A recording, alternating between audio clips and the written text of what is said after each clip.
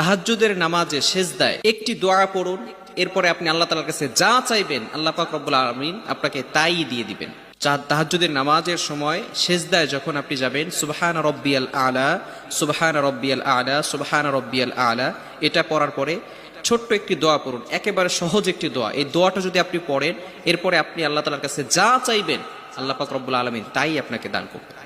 আপনি যদি নফল নামাজে, এই যে দোয়াটা এটা ফরজ নামাজে বলা যাবে না, নফল নামাজে বিশেষ করে তাহাজ্জুদের সময় যদি আপনি সেজদায় সুবহান রব্বিয়াল আলা, সুবহান রব্বিয়াল আলা, সুবহান রব্বিয়াল আলা, এরপরে আপনি ছোট্ট একটি দোয়া পড়েন, এই দোয়াটি আল্লাহ পাক রব্বুল আলামিন নিজে শিক্ষা দিয়েছেন পবিত্র কোরআনের একটি আয়াত।